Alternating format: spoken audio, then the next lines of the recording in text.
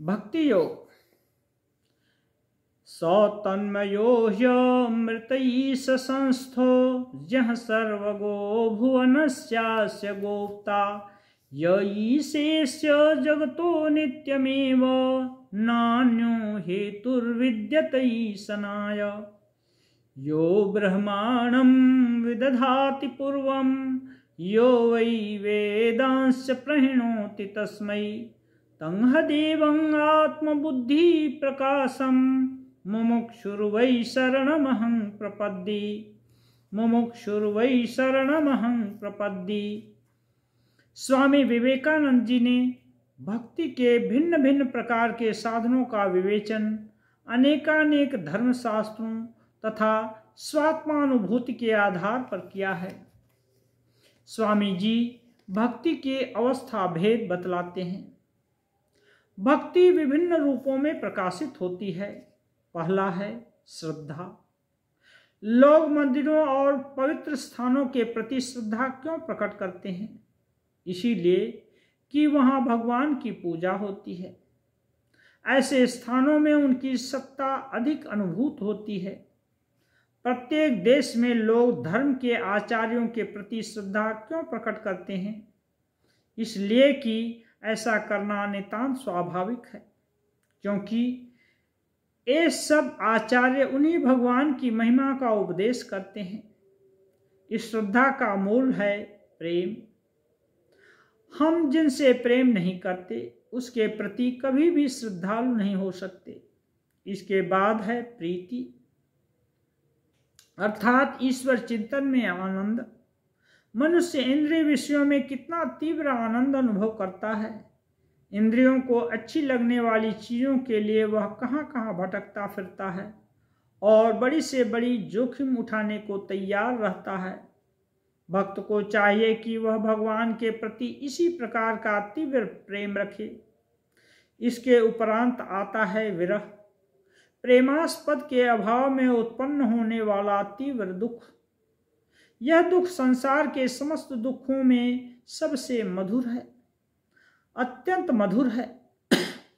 जब मनुष्य भगवान को न पा सकने के कारण, संसार में एकमात्र जानने योग्य वस्तु को न जान सकने के कारण भीतर में तीव्र वेदना का अनुभव करने लगता है और उसके फलस्वरूप अत्यंत व्याकुल हो, बिल्कुल पागल सा हो जाता है, तो उस दशा को विरह कहते हैं। मन की ऐसी दशा में प्रेमास्पद को छोड़ उसे कुछ भी अच्छा नहीं लगता। इतर विचिकित्सा। बहुधा यह विरह सांसारिक प्रणय में देखा जाता है। जब स्त्री और पुरुष में यथार्थ और प्रगाढ़ प्रेम होता है तो उन्हें ऐसे किसी भी व्यक्ति की उपस्थिति अच्छी नहीं लगती जो उनके मन का नहीं होता। ठीक इसी प्रकार जब पराभक्ति का हृदय पर अपना प्रभाव जमा लेती है तो अन्य अप्रिय विषयों की उपस्थिति हमें खटकने लगती है। यहाँ तक कि प्रेमास्पद भगवान के अतिरिक्त अन्य किसी विषय पर बातचीत तक करना हमारे लिए अरुचिकर हो जाता है। केवल उन पर ध्यान करो और अन्य सब बातें त्याग दो।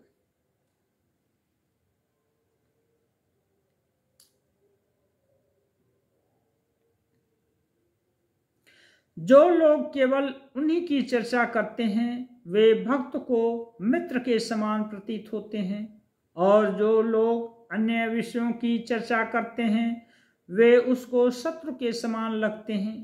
प्रेम की इससे भी उच्च अवस्था तो वह है जब उन प्रेमास्पद भगवान के लिए ही जीवन धारण किया जाता है, जब उन प्रेम स्वरूप के निमित्त ही प्राण धारण करना सुंदर और सार्थक समझा जाता है। ऐसे प्रेमी के लिए उन परम प्रेमास्पद भगवान बिना एक क्षण भी रहना असंभव हो उठता है। उन प्रेतम का चिंतन हृदय में सदैव बने रहने के कारण ही उसे जीवन इतना मधुर प्रतीत होता है। शास्त्रों में इसी अवस्था को तदर्थ प्राण संस्थान कहा गया है। तदीयता तब आती है जब साधक भक्ति मत के अनुसार पूर्ण अवस्था को प्राप्त हो जाता है। जब वह श्री भगवान के चरणार बिंदों का स्पर्श कर धन्य और कृतार्थ हो जाता है, तब उसकी प्रकृति विशुद्ध हो जाती है, संपूर्ण रूप से परिवर्तित हो जाती है। तब उसके जीवन की सारी साध पूरी हो जाती है।